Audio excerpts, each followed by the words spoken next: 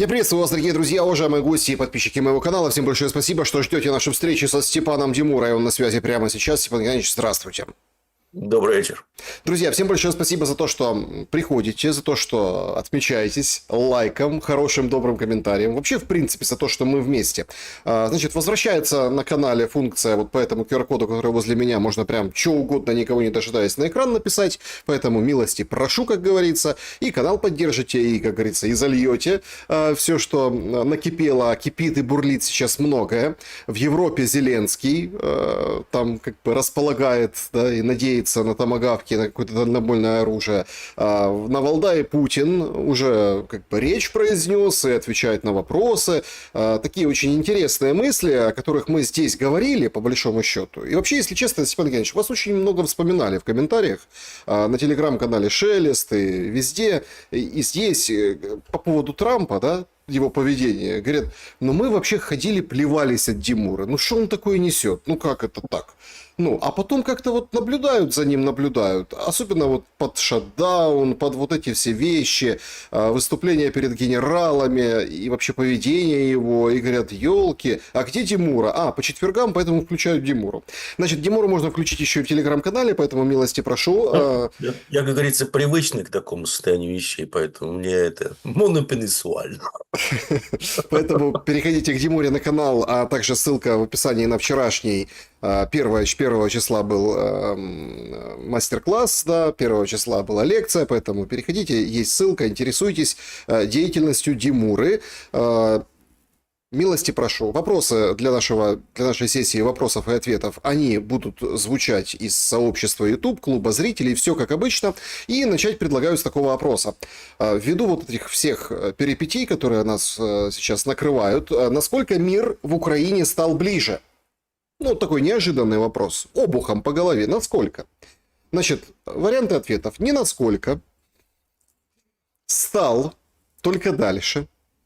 Приближается мир, и все идет по плану. Мол, так изначально задумано.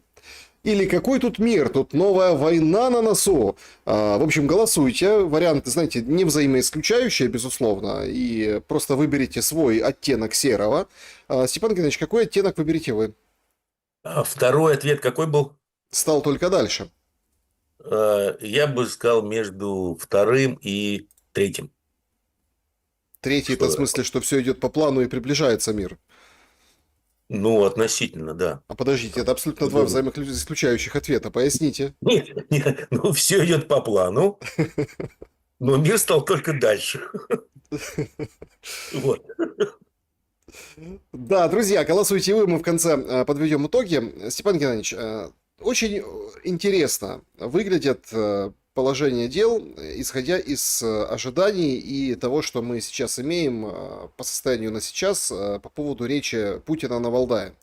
Значит, все очень как бы выпукло, мощно. Опять вспоминают, как СССР и Россия в 2000 году, СССР в 1954 хотели вступать в НАТО, но их как бы отшили. Многополярность, гегемон слабый. В общем, любимые наши, скажем так, темы для разговоров. Но кажется, что вот несколько таких было пасов в сторону Трампа, таких достаточно серьезных. Ну, во-первых, Путин дал понять, что он не против мира в Газе по плану Трампа. Ну, типа, нормальный план, надо реализовывать. Такой очень хороший реверанс в сторону того, что это такая старая история. Был бы Трамп, войны бы в Украине не случилось. И видно, что многие же ждали какого-то мощного такого ответа, что вот так вот хуком, так резко на вот это все, что предпринимает по заявлениям по отношению к России Трамп, но все достаточно ровно. Почему, как вам кажется, и что вы думаете, действительно уже все состоялась эта многополярность? Ну, во-первых, Трамп балаболка, да, еще раз, я не понимаю, почему люди анализируют то, что он несет, честно говоря. Это работа психиатров и наркологов, скажем так. Ну, там же Хантер Байден закладки везде оставил. Периодически Трамп доходит, похоже. Я просто не могу серьезно говорить об этом пассажире. Ну, потому что договорились на Аляске, да, и Трамп выполняет, в принципе, свою часть договоренности на деле. Пожалуйста, было голосование в Совбезе ООН с осуждением э, кровавого путинского режима, который вторгся в Украину. Ну, что сделали Штаты? Они воздержались, как ни парадоксально.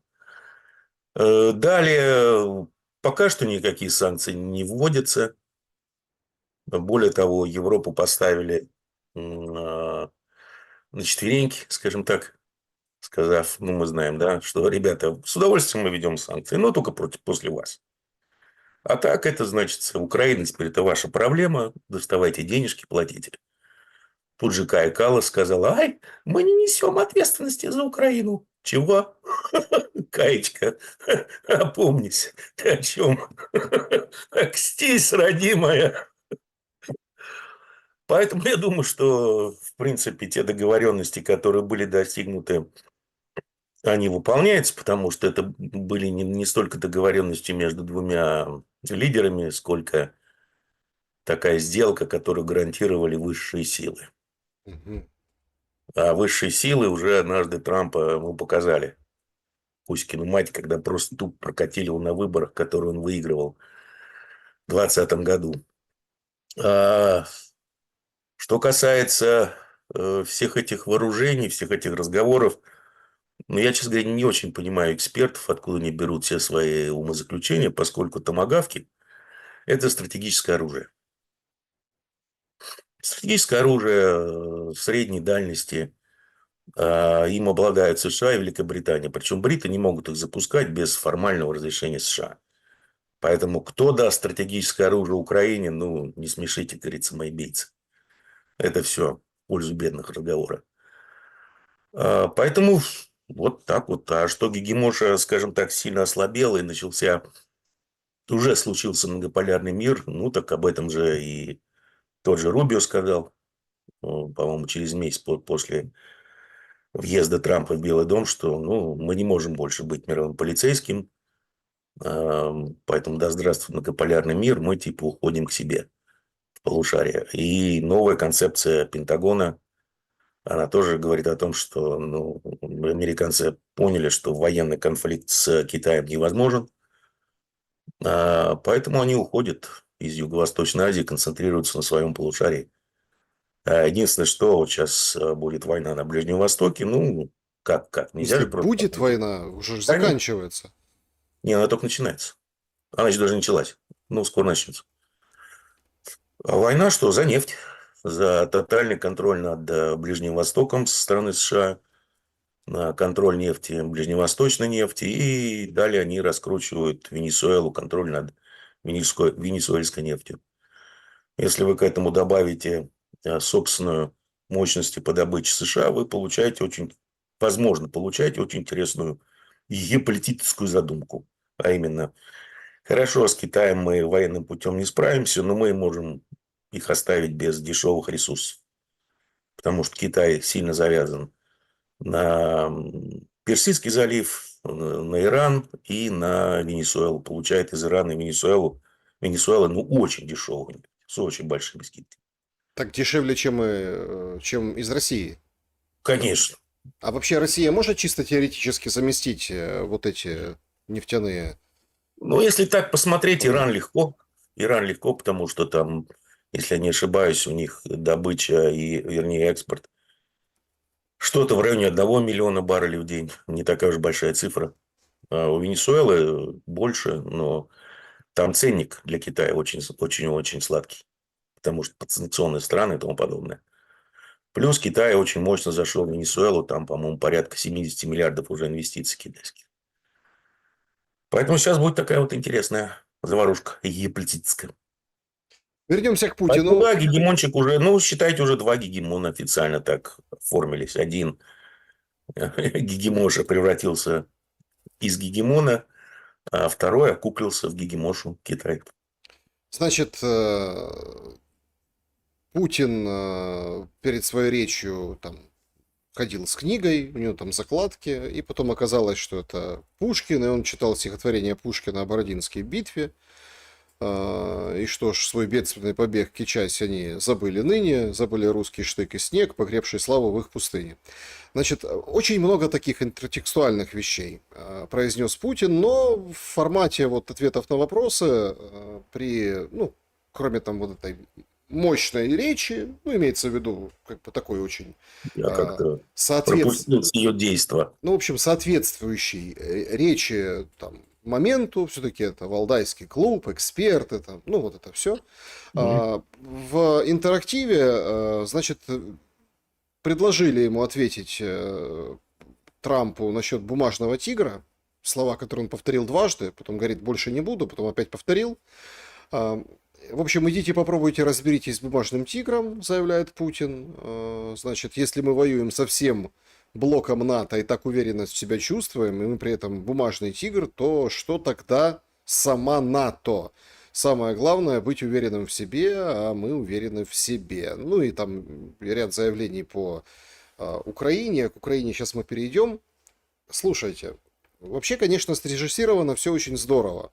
Саммит европейских лидеров, в Европе, там, в Дании, в Копенгагене слет, параллельно с форумом. Ну, у нас уже так, если так посмотреть на карту, ну, вот те люди, которые там играют в всякие стратегии, в компьютерные игры, там,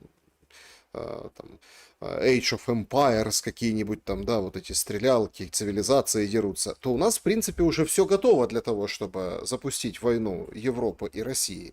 Хотя вот Путин четко говорит, спите спокойно, нападать не будем. Что думаете по поводу противостояния России и НАТО? Насколько мы близки к вот этой большой развязке?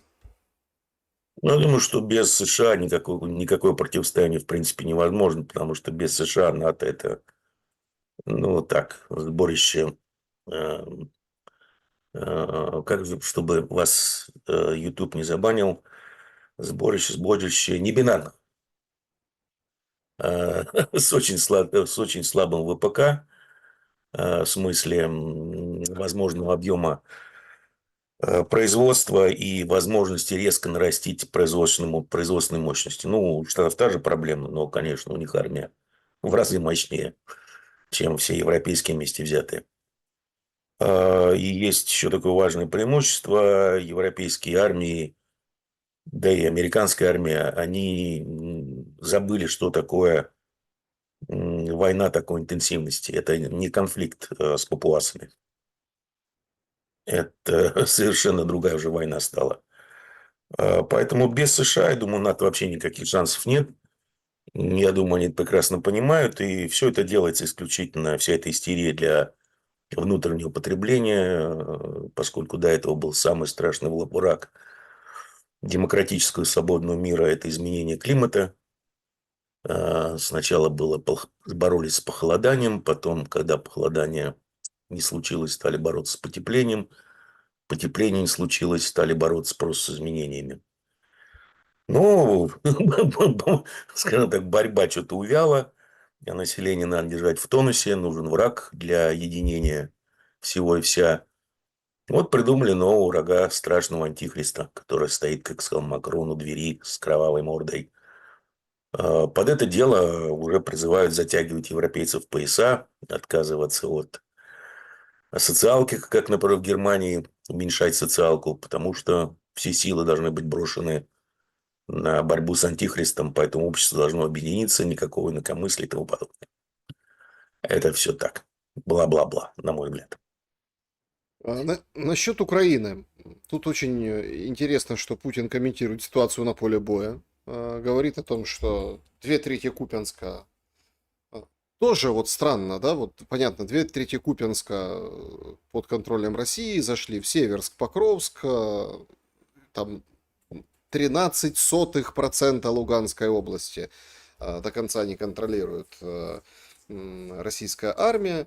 И почему-то вспоминает Волчанск, который будут брать. Дело времени, говорит, Волчанск. Может, перепутал населенный пункт, но хотя вроде как там активно вот с той стороны, да, вот не выступает российская армия.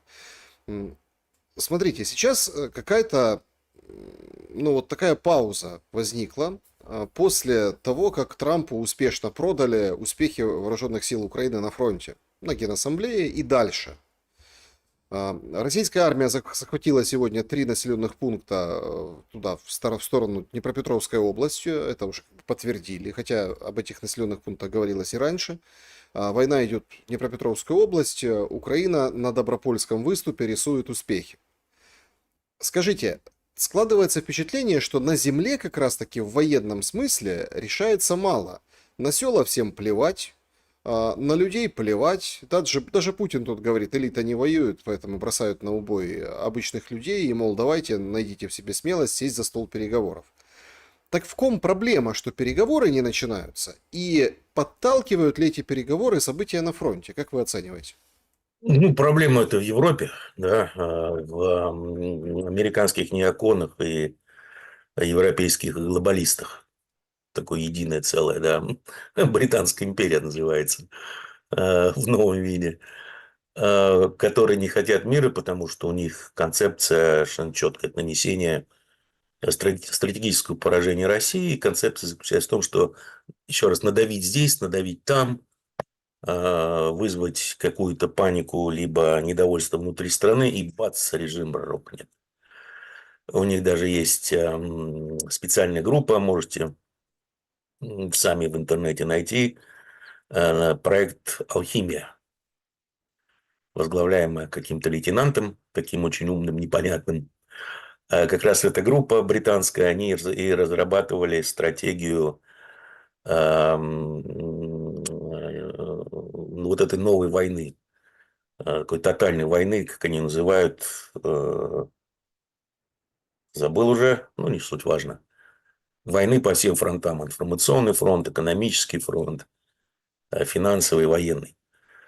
Поэтому они тупо следуют этой стратегии, хотя, очень, на мой взгляд, стратегия уже давно провалилась, причем не только в России, но, например, в Иране, где тоже была попытка смены режима и, в общем, закончилась теми же плачевными для них результатами. Но будет вторая скоро, которая закончится для них еще хуже. Что касается поля боя, ну, все решается на поле боя. И на самом деле к северу от, насколько я понимаю ситуацию, к северу от Покровска идут вообще дикие бои по напряженности. И все это напоминает уже Курскую операцию ВСУ, где угробили под 100 тысяч огромно лучших бойцов, на самом деле, одних из лучших бойцов, кучу техники с нулевым результатом. То же самое происходит, я думаю, что и к северу от Покровска. И никаких особых достижений там нет. То есть продавливают украинцы фронт на одном направлении, пытаясь отрезать группировку. Ну, а наши просто разжимают клещи.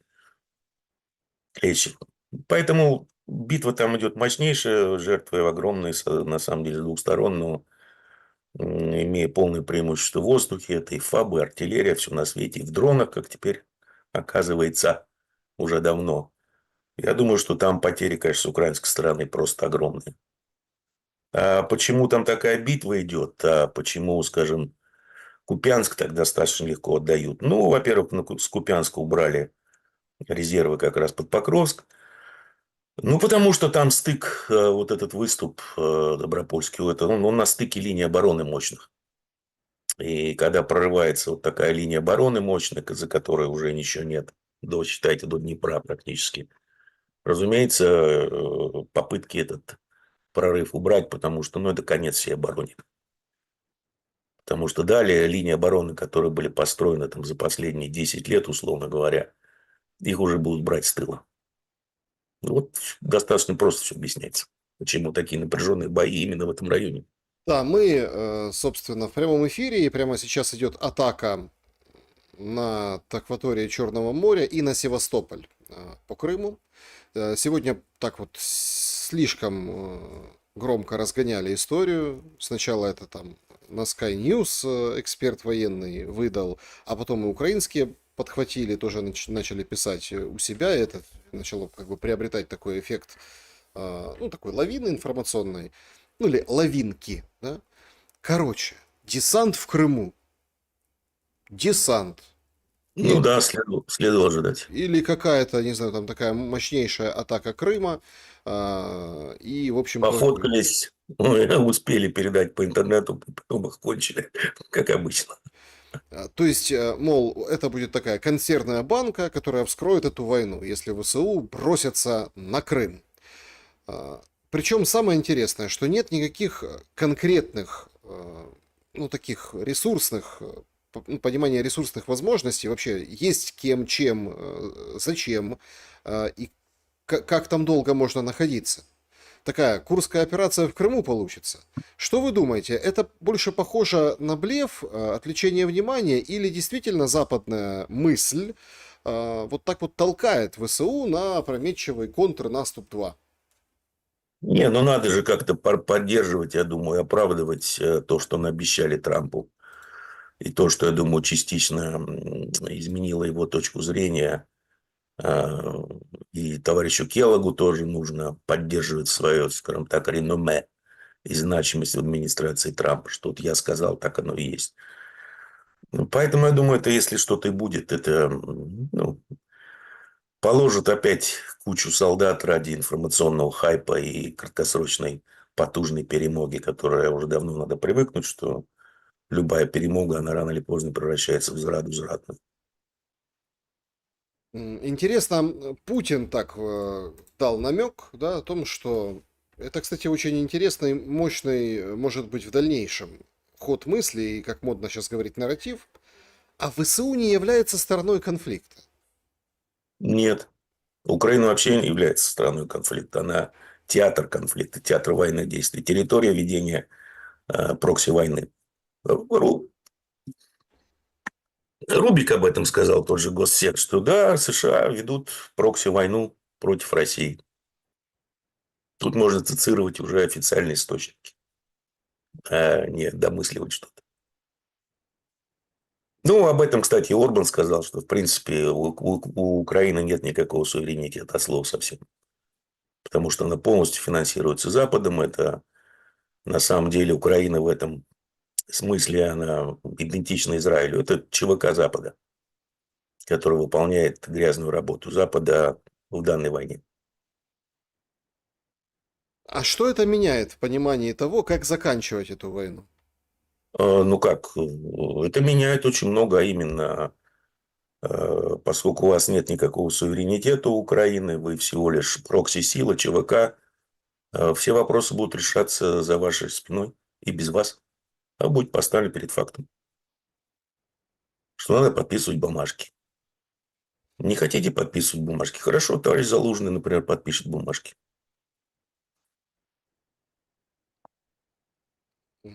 Украину сейчас отрубают от света.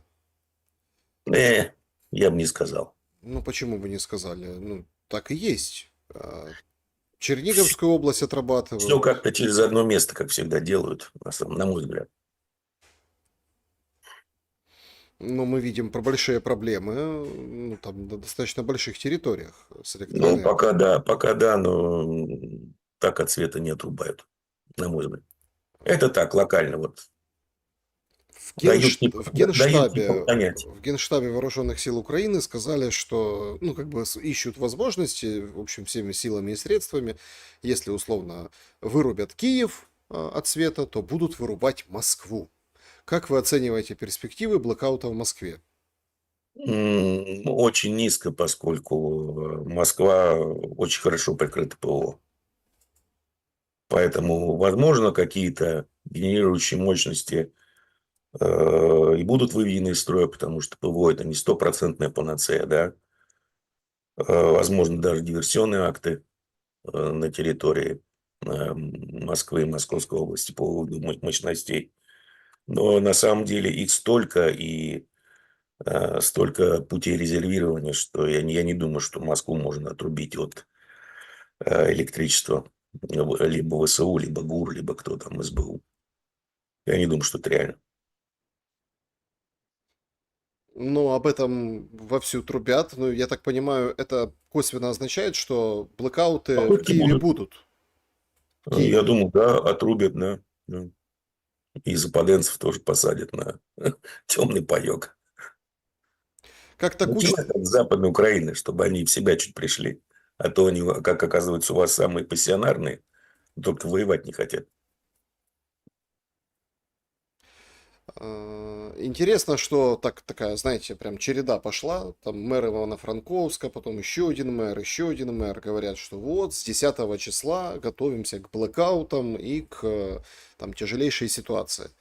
М, Хватит ли, собственно, ну, мощности для такого удара, какого-то такого одномоментного, чтобы отрубить всю страну? Так, слушайте, а там всего-то нужно, я так посчитал, 4 подстанции на 750 киловольт и пару ЛЭП, связывающие вас, и пару энергомостов, связывающие Западную Украину с Европой. Вот и все. И на этом сказка закончится. Придется глушить атомные станции, и все. И энергосистему уже будет не восстановить, поскольку она развалится на отдельные части, которые потом очень тяжело синхронизировать, когда все будет попытки запуска. Очень такая достаточно в тему цитата на этот счет Путина, продолжающееся это общение на Валдае. В Киеве должны задуматься, что на территории Украины есть атомные электростанции, и Россия может ответить зеркально на удары по Запорожской АЭС, Да, да. заявляет Путин. Ну, только что обесточили эту самую Чернобыльскую. Чернобыльскую, да, уничтожили подстанцию. Но еще раз, это все бы работало, если бы в Киеве сидел адекватный режим, который хоть чуть-чуть бы заботился, что ли, о своей стране. А так там, ну, ребята сидят, год повоюем, еще год поворуем, а дальше у нас виллы и особняки на Западе. Им до них не доехать будет, когда приедут, их конфискуют. Так что, да, все ходы записаны, а лишние языки не нужны никому. Ну, и потом, сами подумайте, спецслужбы, те же британские, американские, все это отслеживают. Ну, такое бабло, ну, не пропадать же ему, да. Отберут.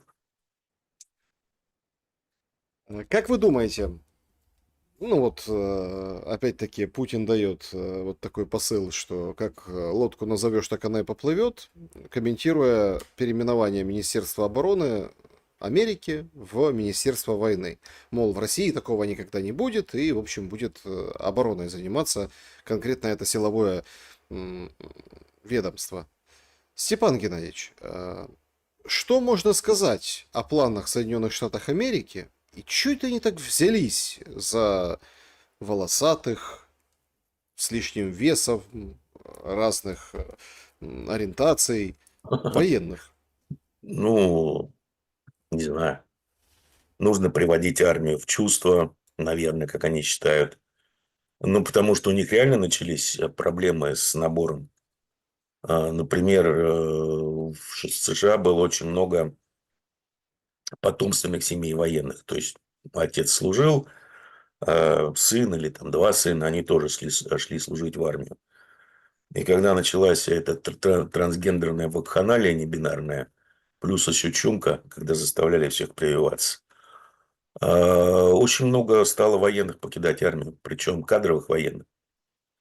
И вот эта семейная традиция начала прорываться. И у них был жуткий недобор. То есть им приходилось снижать, условно говоря, планки, нормы для рекрутинга, для новобранцев и тому подобное. Ну и в результате, конечно, страдала боеготовность армии и выучка. Поэтому сейчас они пытаются этот тренд всячески переломить. Не знаю, что у них получится или не получится. Но просто они будут концентрироваться, как правильно сказали, на заднем дворе. Это пытаться что-то сделать в Латинской Америке, как-то оттуда выжить. Выдавить Китай. Не знаю, получится или нет, сомневаюсь сильно. И использовать армию внутри страны. Кстати, в нарушении Конституции. Ну, Трампу Конституция пофиг. Потому что, ну, города будут пытаться чистить. Готовиться к выборам. Шатдаун это тоже часть плана по подготовке к выборам и, ну, вот этих цели, которые вы описали? Я не думаю, я думаю, шатдаун часть, возможно, часть плана по оздоровлению, что ли, правительства с точки зрения магаистов. Но даже уже Трамп уже не магаист, он все идеалы предал. Кто-то не вернется, почистят, возможно, генералитет, потому что сейчас основная... Ну, Трамп тоже может понять, на самом деле, после первого срока. Основной, что ли, критерий, по которому увольняют, либо оставляют, либо продвигают по службе, это лояльность Трампу, абсолютно лояльность Трампу. У него на это есть, на самом деле, очень веские причины. Поэтому это можно использовать. Другое дело, что вся экономика, ликвидность в экономике и ликвидность на финансовых рынках, мировых практически, она сейчас предоставляется замечательным Министерством финансов США посредством резкого увеличения и наращивания постоянно правительственных расходов. Если у вас шатдаун, у вас правительственные расходы очень резко сокращаются. Я не знаю, насколько хватит рынков, насколько, потому что экономика в очень плохой форме, судя по статистике сейчас США. Насколько хватит республиканцев и демократов, их бадания. Но я думаю, что месяц-полтора, может быть, два шатдауна, они нанесут мощные удары по экономике и по рынкам. Поэтому здесь выигравших не будет. Если будет у Трампа какая-то победа в столь аппаратном смысле, то это будет первая победа. Ну, долг же не рассосется. Он не растет, он будет расти. Ну, вот, скажем так, у вас меньше расходы, замечательно, долг растет медленнее.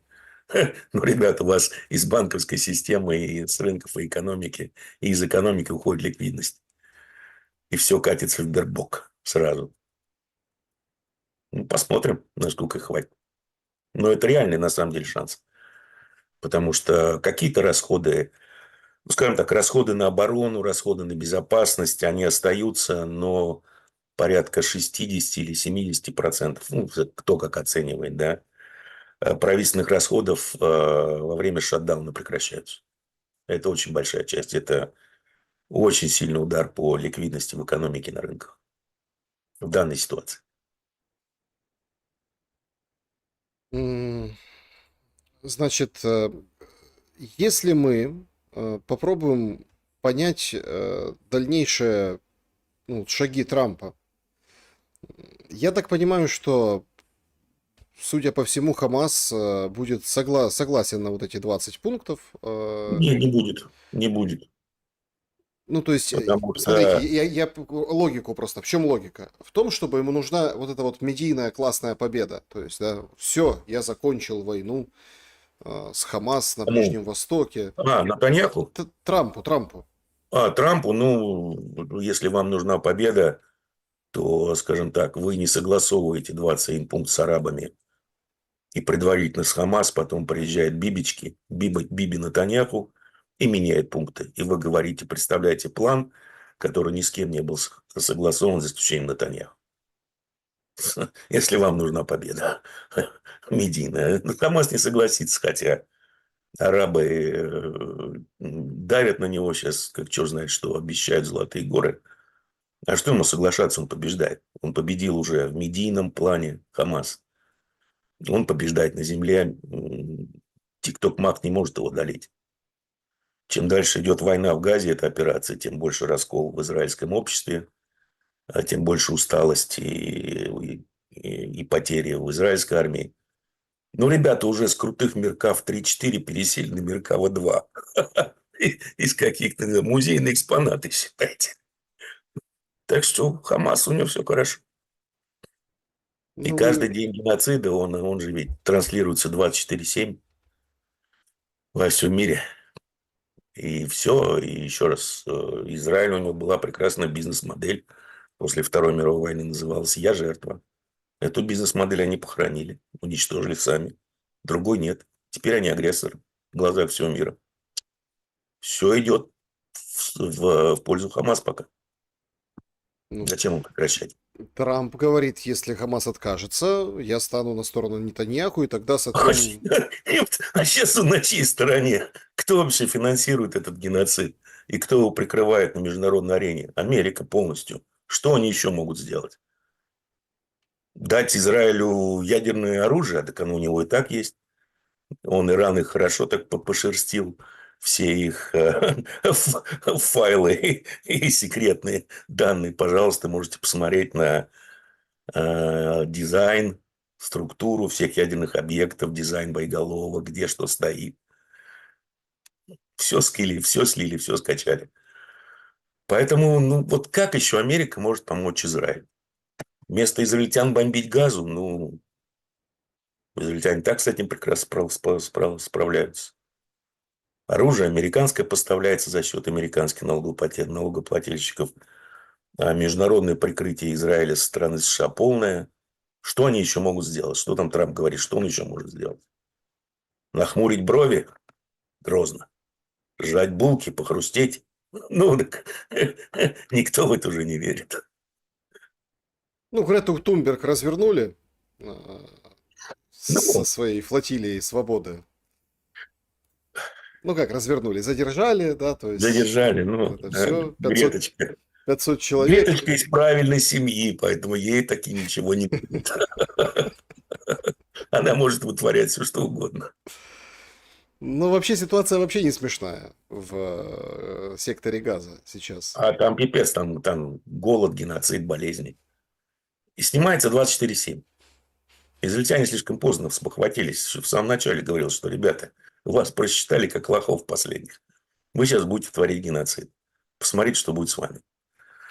Пожалуйста, они теряют даже поддержку США, полностью потеряют. Уже начинают полностью терять даже среди своего такого ядерного, что ли, электората. Это евангелисты. Даже евангелисты офигели от того, что творят-то в Газе. И как-то начинают очень по-другому смотреть на Израиль и вообще на поддержку Израиля. Более того, сейчас там интересная тема начинает прокачиваться в Штатах. Ну, без ведома, конечно, Трампа. Такер Карлсон тут заявил, что, слушайте, как так Израиль вообще полностью контролирует американское правительство? Мне, как американцу, это противно и страшно. Как так, когда была 12-дневная война, израильские офицеры были на всех собраниях в конференциях в Пентагоне и говорили, что делать и вообще, что происходит. Выходит товарищ Патель, Кэш Патель, глава ФБР, говорит, ай-яй-яй-яй-яй, вот этот комми и АДЛ, они так тесно сотрудничали, что агенты ФБР работали рука в руку с АДЛ, это Anti-Defamation League, старейшая такая еврейская организация в Штатах. Нехорошо, и вообще одеяло, надо знать свое место, а их место в одном месте, да, рядом с одним местом. Я когда-то прочитал, думаю, нормально. Начинают давить, так, капать на мозги оставшегося правого электората, который еще поддерживает Израиль. Причем, разумеется, это делается, э, ну, я не думаю, что с ведома Трампа. То есть там нормально сейчас идет борьба уже большим фронтом против Израиля. А Израиль чем отвечает? Ну, купили ТикТок, ну, купили CNN. Ну, хорошо, у ТикТока резко упадет аудитория. У CNN ее и так нет. То есть пытаются блокировать полностью поток новостей, чтобы вот никто ничего не знал. По-моему, в современном мире ничего тупее придумать уже нельзя. Ну, вот придумали. Ну, Поэтому я повторюсь, Хамас полностью пока выигрывает эту войну. ну, смотрите, тут еще есть такой аспект очень специфический. Украина же надеется на британцев. Внезапно, причем, знаете, как-то так вот визуально выглядело достаточно плохо. Плохо выглядело. Ну, что тут, давайте уже не будем без окивоков. Короче, принцесса Анна приезжала в Киев, как бы королевская кровь, все дела. То есть, ну, как, не знаю, там, учительница средней школы, да, прохаживалась вместе с Зеленским, ее приняли в Софии Киевской. Вот, что-то там пытались рассказывать, она так, мало понимая, смотрела на Зеленского, это из тех кадров, которые нам показали, и там тех каких-то моментов. И все прекрасно понимают, что вот британцы Вот надо на бритов надеяться. Смотрите, какие бриты мощные. И Трампа могут переубедить, и все остальное. Мгм. Но там ситуация, беда какая-то. Накануне в городе Манчестер, футбольный клуб Манчестер Юнайтед есть такой, было нападение на синагогу. А, Причем на лицо процесс реальной балканизации Британии. Да, Причем да. в самом городе Манчестер уже, ну, по официальным данным, как бы 50 на 50. Белых и не очень. Ну, имеется в виду Святых. новых англичан и старых англичан. Давайте так выразимся. А, Следующая, например, там перепись, когда будет, это уже будет, ну, белые будут в меньшинстве, коренные Да. англичане, будут исключительно вот те, которые новые. И вот тут включается жим-жим политический. Рискуют проиграть на следующих выборах в своих округах политики, да, пропалестинским кандидатам. Значит, левые вовсю говорят, давайте против Израиля санкции накладывать, ну, чтобы угодить. И Тарату, Британия, да? Да. Британия как бы вот она изнутри меняется. Вот эти все вещи, То же например, самое в США происходит. Поэтому я говорю, что у Израиля очень мало осталось времени. а Британия сосредоточена на внешней политике, понимаете, как и в США. Ну, внутренняя политика, когда экономика летит к черту, надо, конечно, сосредотачиваться на внешней политике. Но еще раз, Британия, Британская империя, она никуда не уходила просто. Она трансформировалась в англосаксонскую империю, как казалось. Поэтому они используют США как своего вышибалу. А если посмотреть то, что происходит внутри Британии, ну, например, ну зачем завозили столько, скажем так, некоренных народов? Ну, расчет был какой? Так, тут у нас белых, мы их подавим немножко, чтобы они тут особо не выступали, о каких-то правах нам песни не пели. Ну, а с диаспорами, с мусульманскими мы всегда разберемся, мы сможем их контролировать. Оказалось, что не могут они их контролировать. И вот теперь они не знают, что делать. И им приходится Да, подыгрывать. Степан Геннадьевич, Ну, пожалуйста, инцест в Великобритании теперь легален. Вперед, ребята. А почему он там легален? Ну, потому что в Коране инцест не запрещен. И этим очень в свое время развлекались пакистанцы. А их там очень много в Британии. А к чему он приводит? Ну, вот исследования были шведских, по-моему, ученых. Они задались вопросом, почему, условно говоря, 20 лет назад слабоумных в школе было детей где-то 2-3 человека на 1000 человек, что нормально, абсолютно естественная статистика. А сейчас там 250-300. Но оказалось, очень много пакистанцев, инцест.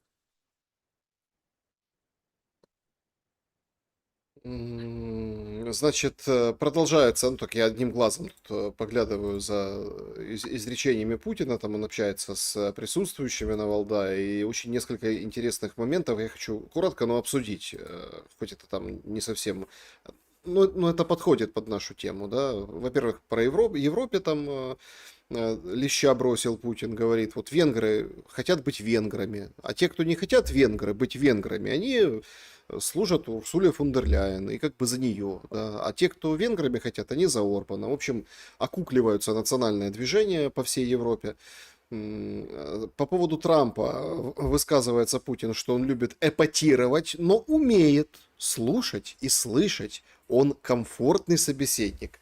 И российско-американские отношения не просто в тупике, а на самом низком уровне за всю историю, отмечает Путин, как бы намекая, что прорывов в Анкоридже не случилось, хотя подавалось все как безусловный прорыв.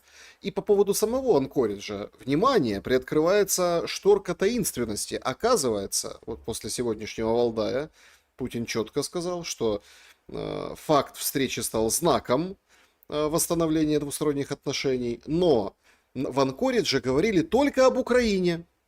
Ну, то есть Ой, да, больше ни о чем, да. Такой важный предмет Украина, да.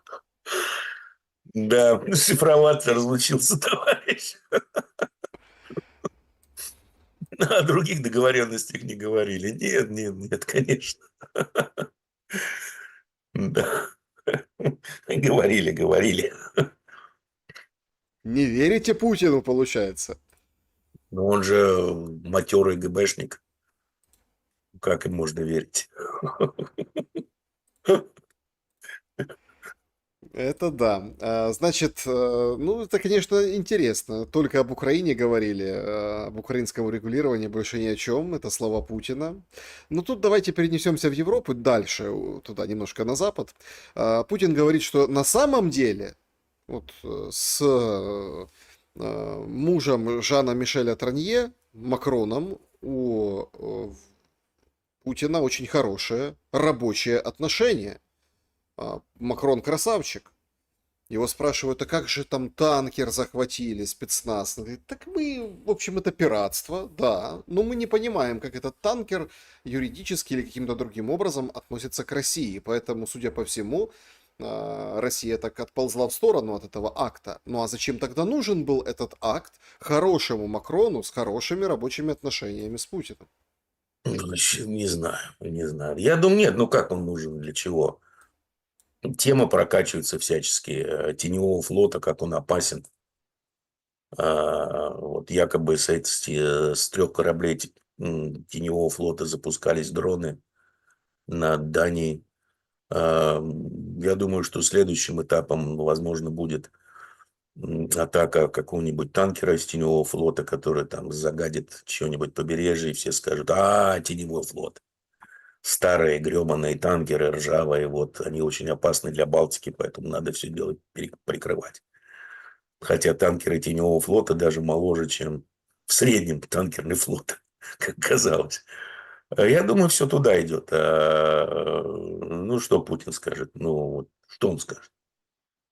Что мы еще французов раком поставим, что-нибудь у них там отожмем. Ну,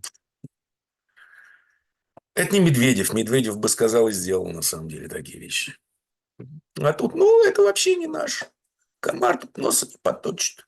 Ну вы так Медведева, его ж Трамп тупым назвал, говорит, он заикнулся про Ну, ядерное оружие, а я тут 2 или 1 подлодки отправил к берегам да, и России. все обосрались. Да.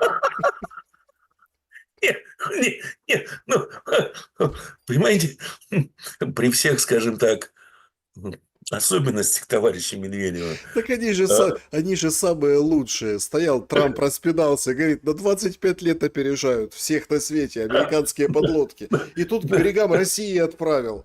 Ну, конечно, все обосрались.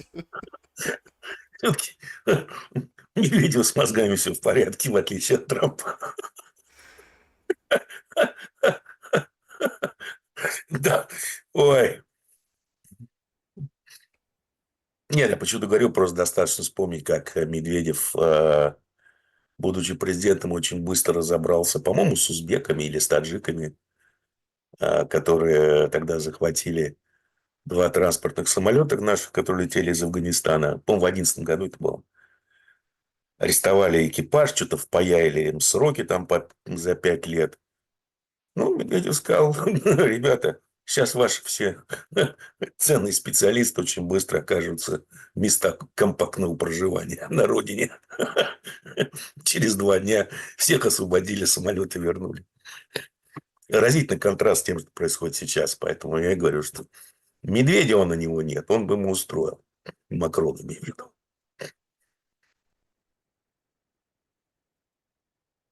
Интересно, ввиду этого, понять, куда дальше будет идти Европа. Очень такие баталии, ну это ближе к вам, чем, чем танкеры, чем Макроны и подлодки, которые летят Да, пугать. жена агента Панина. Ну как его, Жан-Мишель Транье, да, или как там его зовут? Да, да, Жан-Мишель. Вот. А, Это не вам не Жанна Мишель, это Жан-Мишель. Ну, слушайте, а Макрон вообще, как бы, да, вот смех смехом, но он говорит, ребята, не надо лезть в кубышку российских активов европейских. А Урсула, Ска и Каллас говорят, надо, давайте. Бельгия бедная говорит, ребята, крестится, говорит, отстаньте, давайте, хорошо, если вы полезете, то мы как бы все вместе будем отвечать, потому что это же страна Бельгия имеет вот эти 200 миллиардов, Да. конкретно Бельгия, не Евросоюз, Мгм. не там межгалактическое пространство, Федерация космолетов, не Илон Маск с Марсом, не знаю, там, полушарие, это одна Бельгия, а ей 200 миллиардов, если вот это вот произойдет, и они туда засунут свое жало, ну, Бельгия потом не отмоется. Не, ну я думаю, здесь скоро очень будет такая, знаете, полутораочковочка. Что по договоренности с США, Я даже боюсь спросить, что такое полутораочковочка. ну, по звучанию должно быть понятно, что Российская Федерация по договоренности с США инвестирует конфискованные в Европе активы в США. И они будут должны пиндосам. Вот это будет супер вообще. Вот европейцам тогда станется всем весело. Я думаю, они как бы догадываются, что все к этому идет, поэтому такие адские сопротивления. Такое адское сопротивление желанию еврочиновников. Потому что отвечать-то будет перед пиндосами не Евросоюз, а конкретные страны, кто туда залез. Потому что он это стал, это наши деньги, скажет Трамп. А что мое, то мое. Верните взад.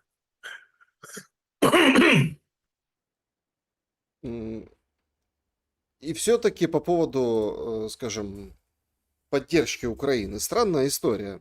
Зеленский ездит, деньги выбивает, заводы строит, над которыми дроны, кстати, всякие летают разные, целуются там с премьер-министром Канады.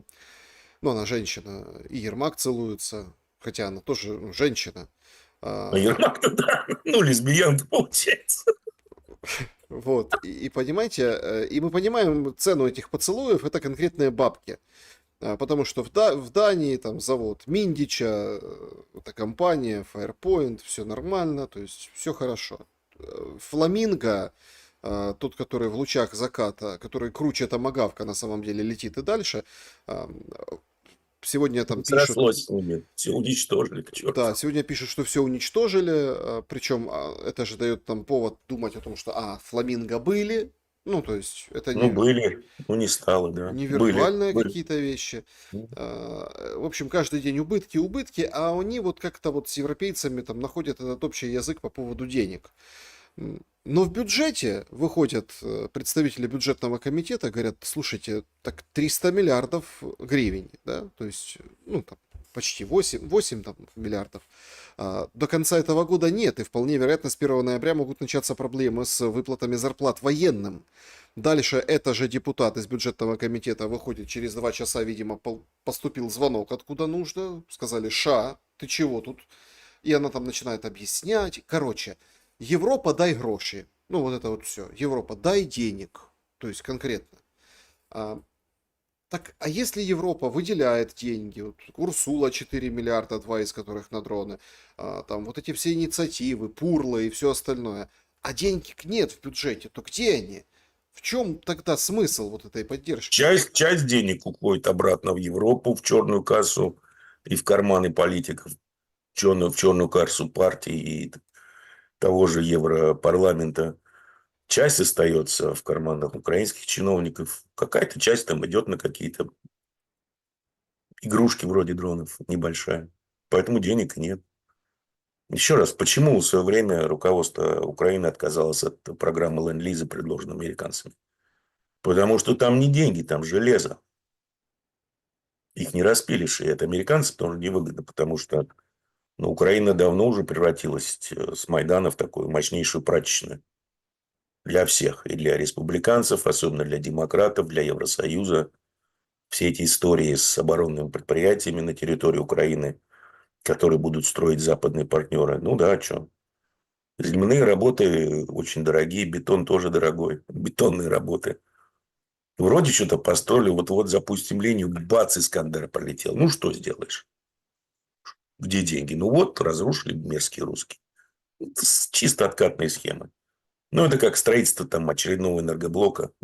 на 1 гигаватт, да, атомной станции. Это такие откатные схемы под войну, вот и все. Не более чем.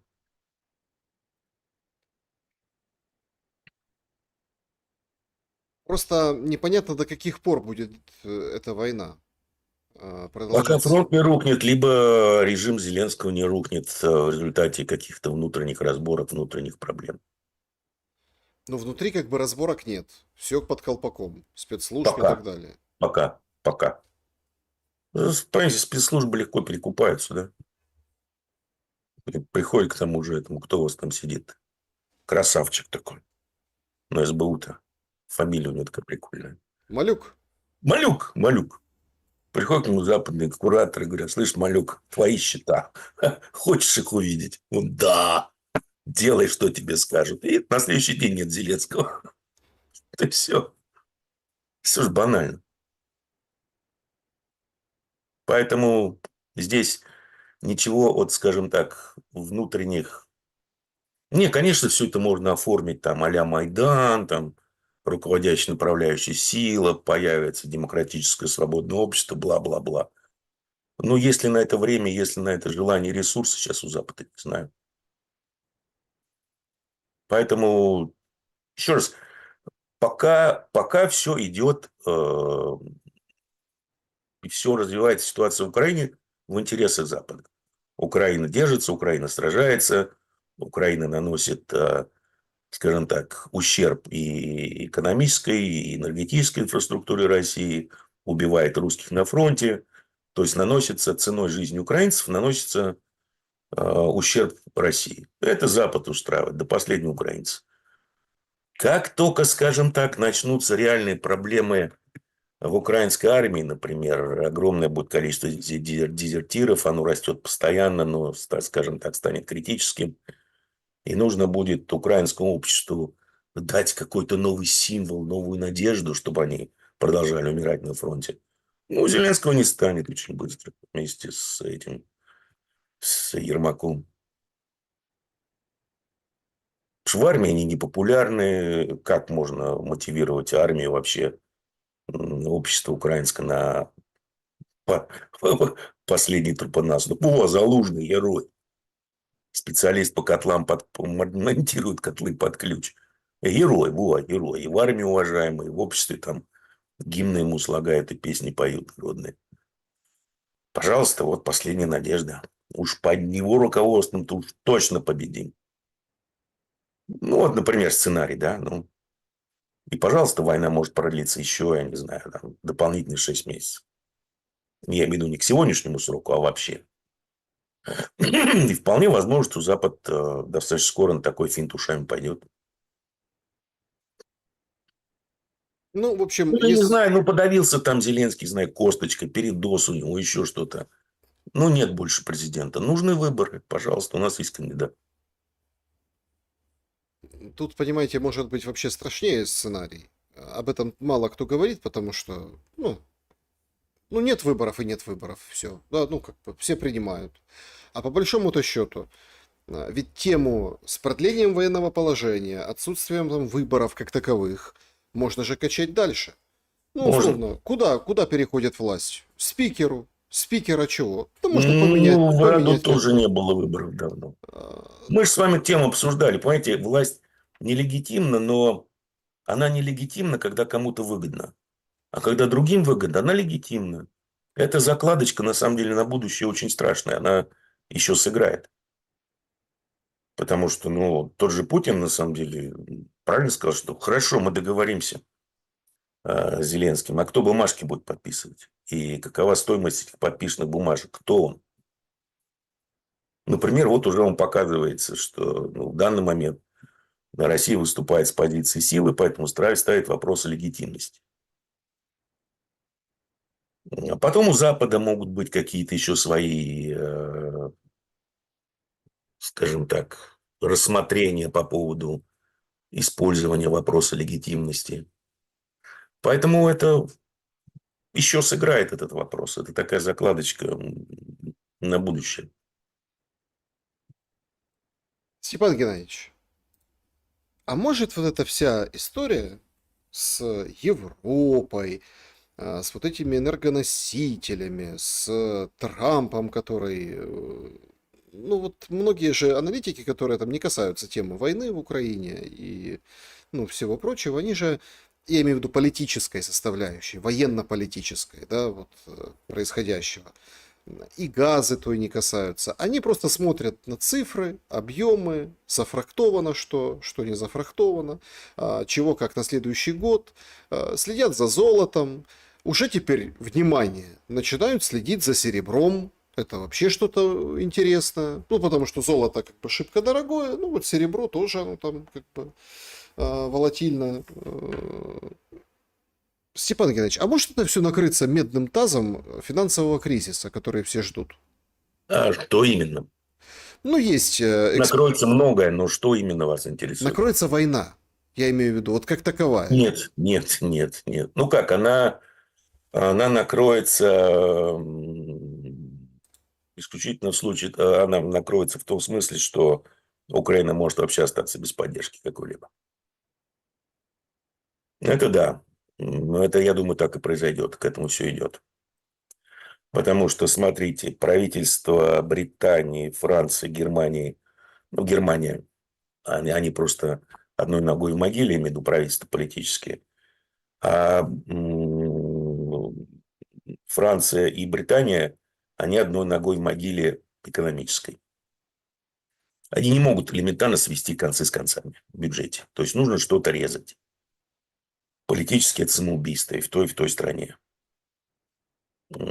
Поэтому, да, можно сказать, что тот же Фараж в Британии тоже лошадка темная. После избрания к нему придут люди в черных костюмах, с черным чемоданчиком, объяснят, что можно делать, а что нет. Вполне допускаю. Скорее всего, так и будет. Но от этого экономическая ситуация в стране не изменится. И искать деньги из бюджета на помощь Украине легче не станет. Их просто не будет. Их сейчас тоже нет. Их просто не будет. Что, в общем, дико на самом деле. Если вы посмотрите на ВВП стран Европы, да, и, грубо говоря, найти там, ну, 50, ну, 100 миллиардов долларов в год, но это должно быть вообще элементарно. А вот нету их. Все в долгах, как в шелках. Бюджет-то не сводится. А может никогда и не было этих таких мощных ВВП? Нет, ну, Ну, я имею в виду ВВП. с началом войны большой, российско-украинской. Ну, когда начинали, когда перебили потоки, когда предприятия умотали, кто в Ну Китай, это, кто... ну, еще раз, эти вот европейские лидеры, они же не просто так появились за своих местах. Да, и вот немцы, ну, ребята, вы построили, грубо говоря, экономику в 2 триллиона на 20 миллиардах дешевого газа. И вы решили дешевые энергоносители убрать. Но эти придурки настолько придурки, что вот, по-моему, вру, 2 недели назад они взорвали очередную АЭС, которая еще могла спокойно работать 50 лет. Ну, это самоубийство. Ну, люди любят садомазу, любят совершать самоубийство. Ну, что с них взять? Но экономика, ну, это такая суровая штука, что есть приход, есть расход. Они должны балансироваться. Если нет, то все свои левацкие хотелки можете выкидывать в окно. Просто понимаете, когда, ну вот, Bloomberg сегодня публикует графики интересные. В общем, госдолг 6 из 7 стран Г7 в этом году превысит 100% ВВП. Ниже 100% ВВП госдолг только у Германии, но он тоже растет, и там вот оно Скоро будет выше, скоро да? будет. Мол, это свидетельствует о том, что развитые экономики живут в долг, и чем выше ставки, тем больше риск, что экономику будет трудно Да, а обслуживать. ставки туда идут, да, наверх. Так а какая война? До победного конца. До последнего украинского. Какая война? Ну, нет больше денег, и все, что, ребята. А американцы, еще раз, эта война в том числе имела свою целью обрушить Евросоюз и обрушить экономику еврозоны, чтобы полностью их подчинить пиндосам. Они достигают этой цели. Ну, еще цель была развалить и поменять режим в России, но здесь не срослось. А с Евросоюзом они цель достигают. Скажете, спросите, зачем? Ну, как? В том числе, чтобы люди с радостью приняли новый мировой порядок, который им пообещает порядок на улицах и сытую жизнь. Старо как мир. Это еще, да, у большевиков, товарища Сталина была такая идея. Что Европе, почему, когда его спрашивали, почему вы сотрудничаете, Россия очень плотно сотрудничала с национал-социалистами немецкими и не входила ни в какие коалиции против немцев.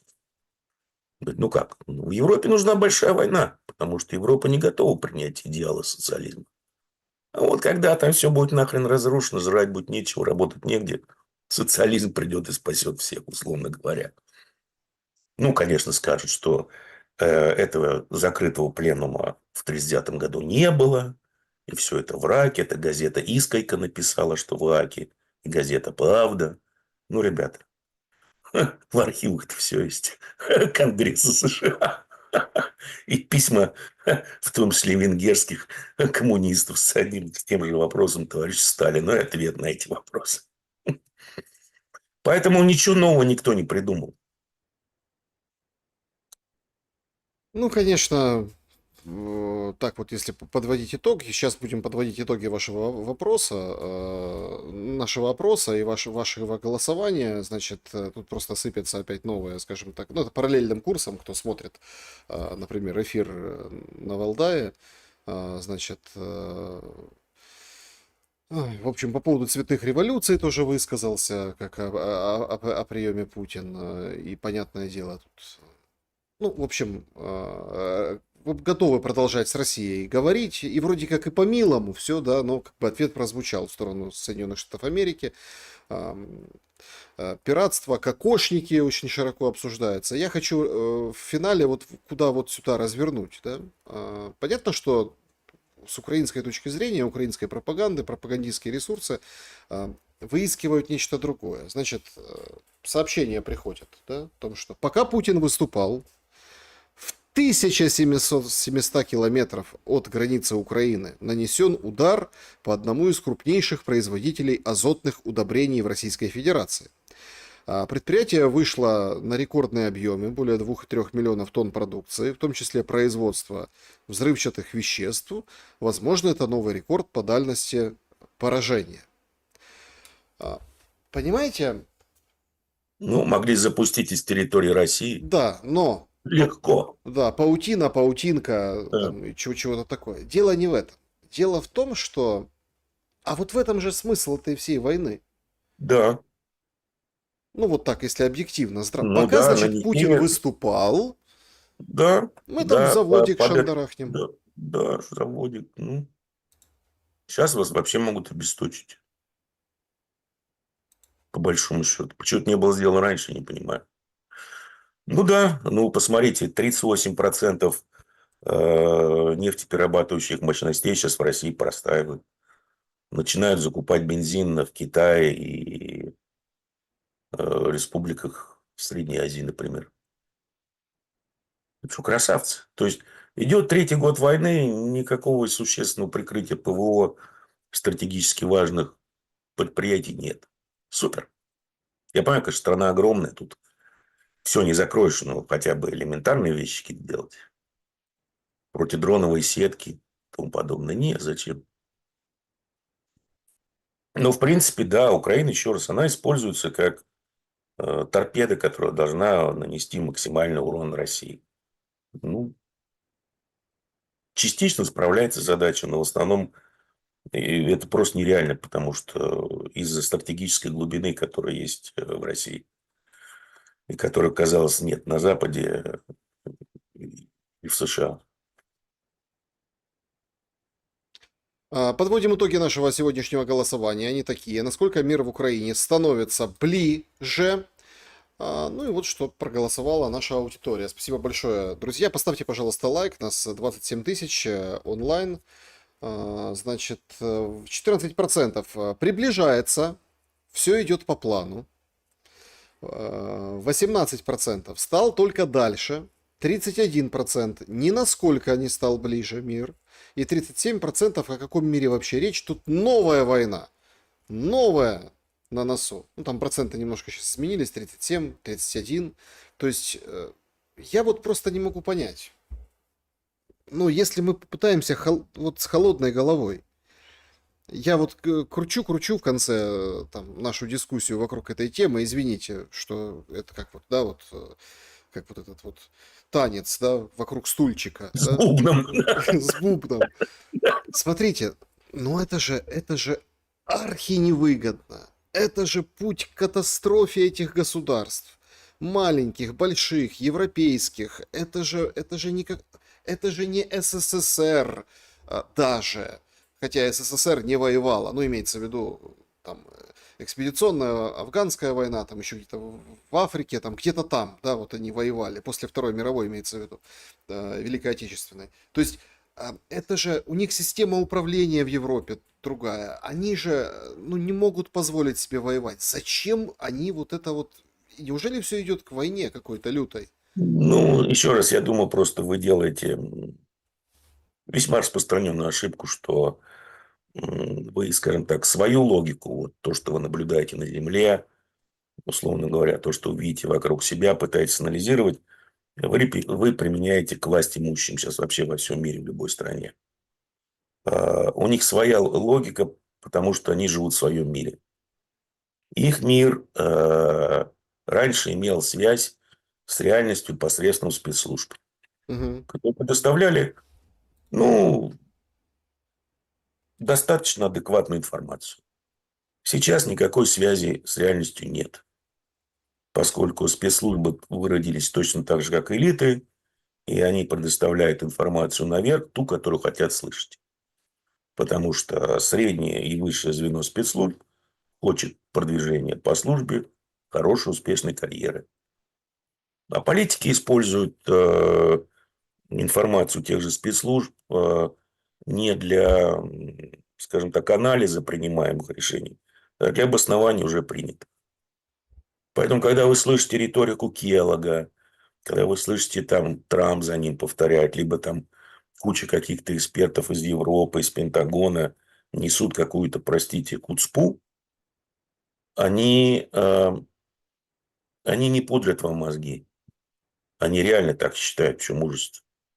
Я прошу прощения, чтобы просто было понятно. Это не потому, что Они там... верят, собственно, понимаете, грубо говоря, они верят в собственной пропаганде. Это не потому, что там Шелест такой там наивный или что. Еще раз, война невыгодна. Бывают периоды Невыгодно. в истории, когда война выгодна. Ну там, Еще раз, цели войны какие? С точки зрения Евросоюза, вернее, британцев. Ресурсы. да. Ресурсы России, цели войны. Кто-то там их оценивает в 70 триллионов, кто-то в 100, пофигу. У, скажем так, Евросоюза как территориального объединения, экономического и политического, нет ресурсов. У британцев нет ресурсов, все отжали. Формально американцы у них в свое время.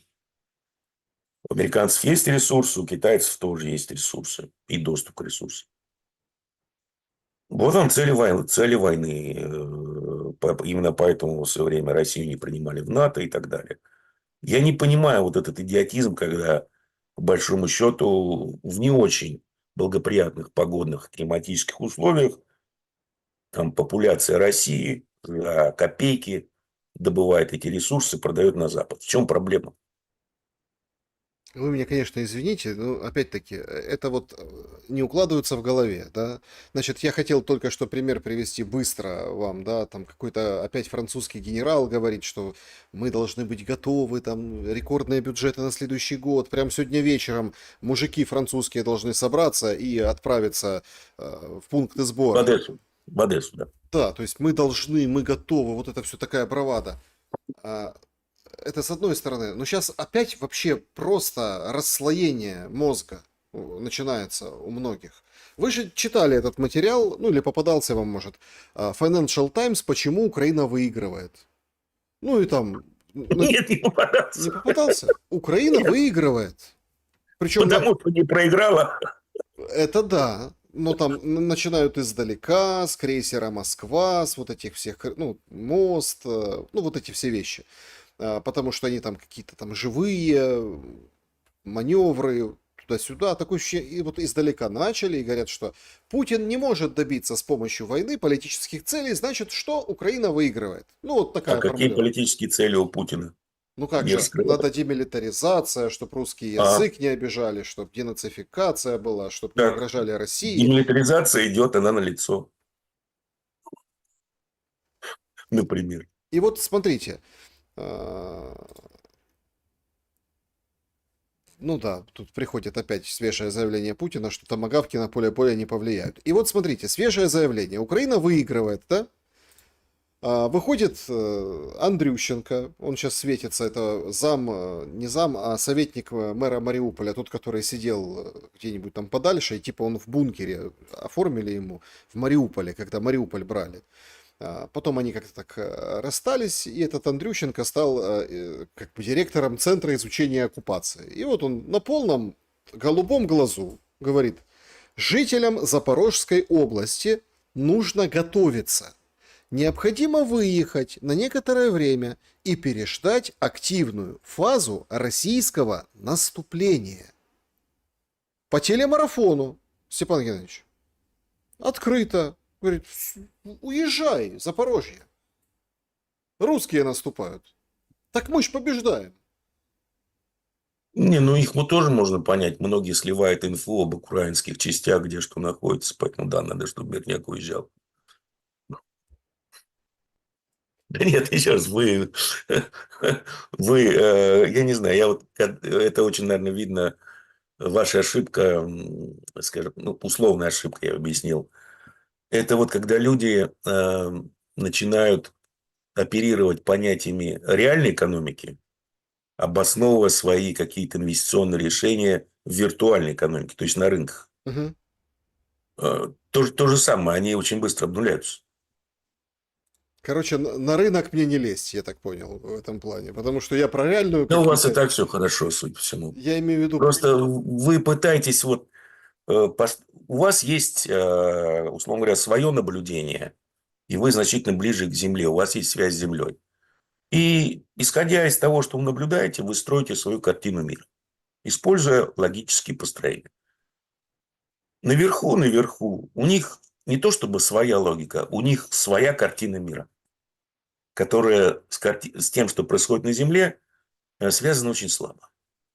Соответственно, и те модели, которые они используют для принятия решений, либо для каких-то логических построений, ну, они, скажем так, не соответствуют тому, что происходит на Земле. Еще раз, посмотрите на все результаты их попыток по сменам режима.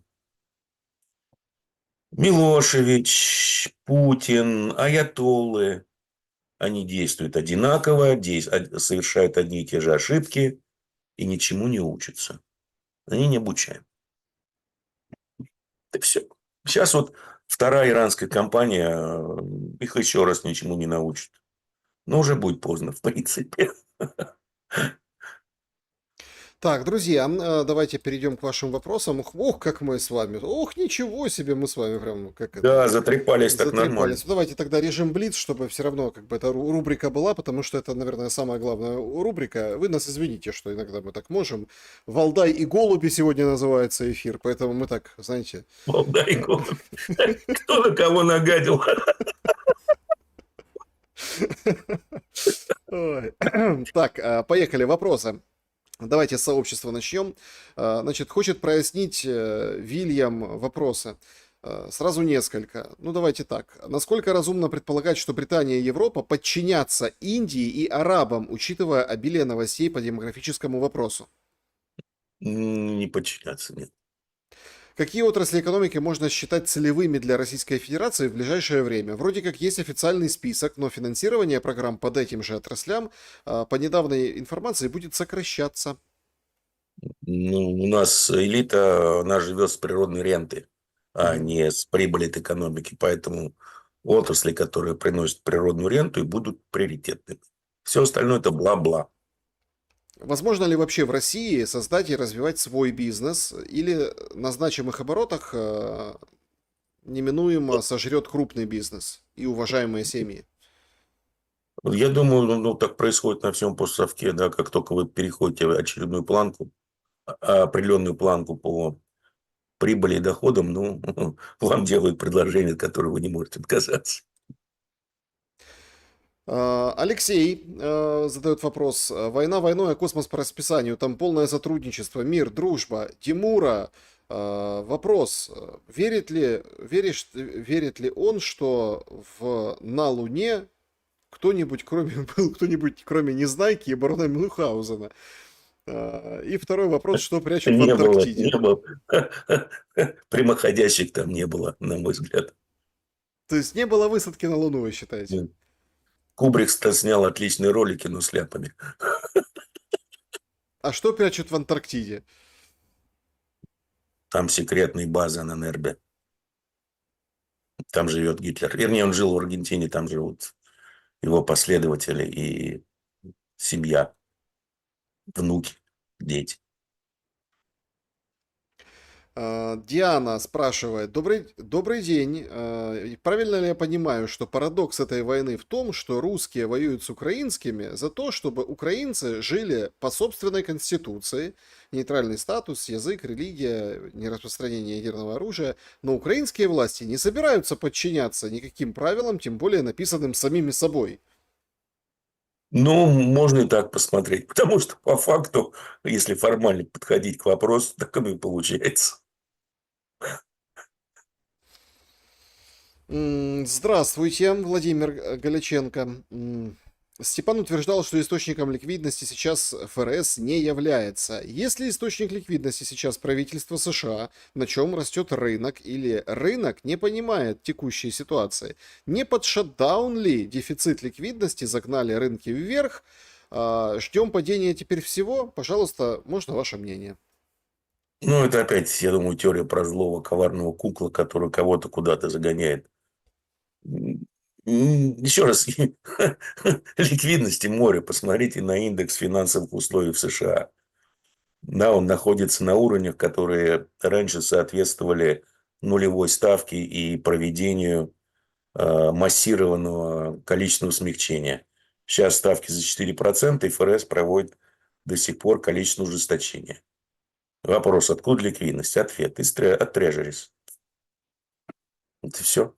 Когда у вас есть ликвидность, все растет, увеличивается риск, увеличивается плечо.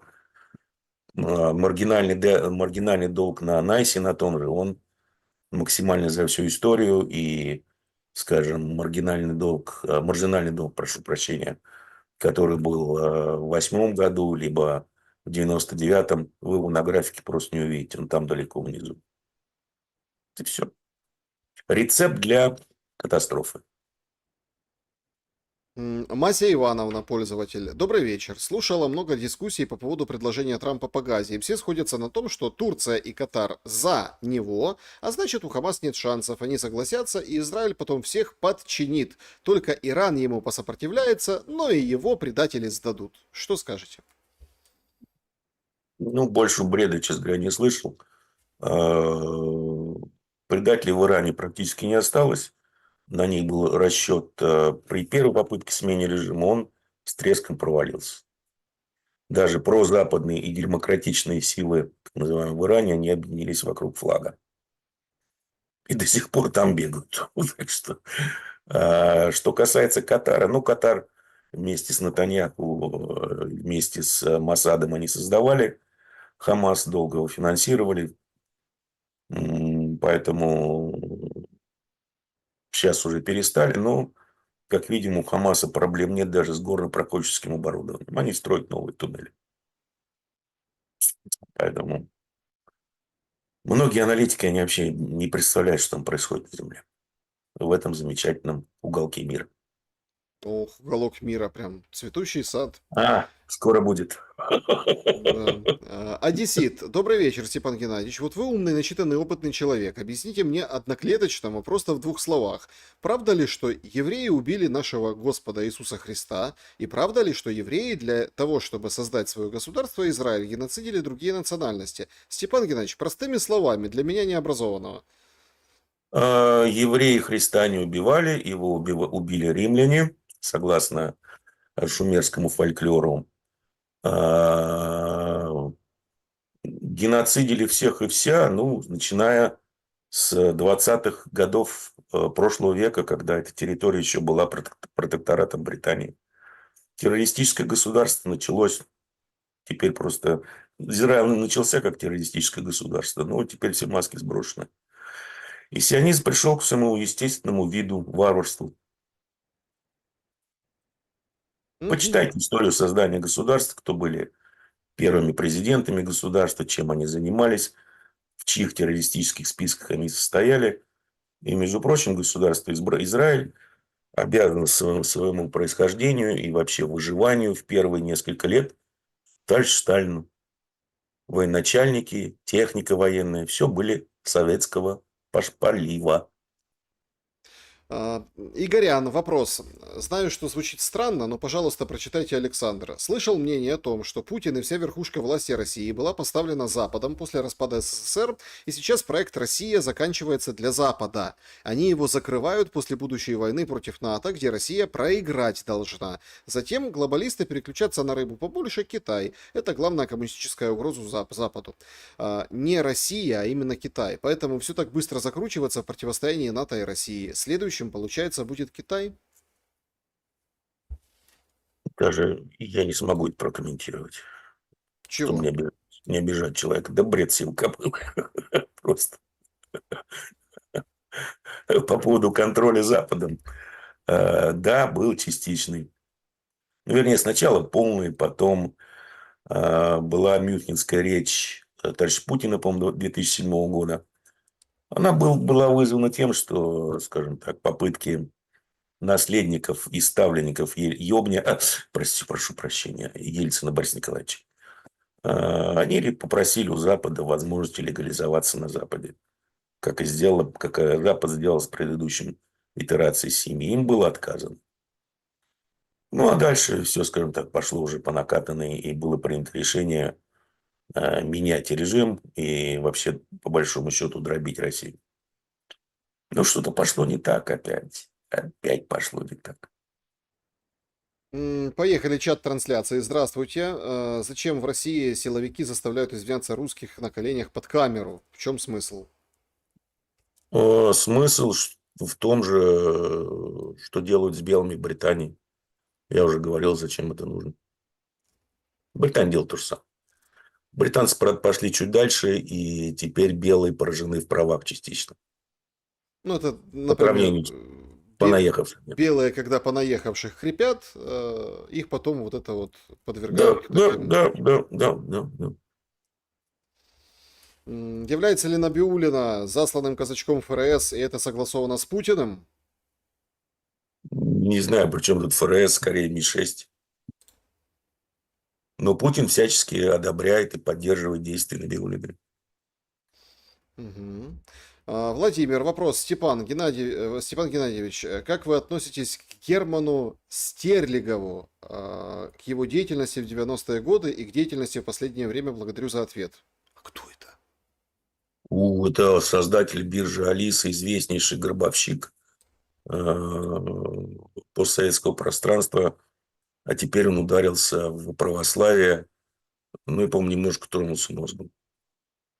Хотя иногда говорит, в принципе, правильные вещи, но Стерлигов он мне напоминает Трампа, его выступление в ООН. С одной стороны, Трамп сказал правильные вещи. Это и про климатические изменения, про глобализм, бла-бла-бла, про политику замещающей миграции ООН, и что такое ООН, и что такое мировой порядок. Но, с другой стороны, разбавил это такой дичью и хуцпой, что, скажем так, он испортил все впечатление о том, что он говорил, так и Стерлигов. На мой взгляд. Мгм. Значит, вот такой еще вопрос. А, Какой уровень знания языка у Димуры? C1, B2, Какой матерного? английского. Английского native speaker. Это типа самый крутой. Ну, как натурал. Во всех смыслах этого слова. Этого слова, да. Хотя один раз даст, ну ладно, забудем об этом. Ну, вот как всегда. Ходи потом, вырезай, Степан Геннадьевич, что это. Да черт же, нельзя же. Да. Извиняюсь, прошу прощения. Ой, друзья, всем большое спасибо. Пока мы, как говорится, тут не зашли в эту тему второй раз. И последний. Степан Димура был моим собеседником сегодня. Спасибо за время и мысли. Спасибо, что пригласили. Друзья, берегите себя, всем добра и света. Увидимся обязательно через неделю. Ну и несмотря на все вот эти ужасы, да, которые происходят, там эти дроны, которые летают, кошмарят города, людей отключают от света, гибнут, похоронки, ужасы вот этой войны, все-таки давайте оставаться людьми, давайте пытаться стремиться хотя бы трезво мыслить, оценивать адекватно происходящее. И большое спасибо, что число вас, вот таких людей, растет, в том числе и на наших прямых эфирах. Увидимся.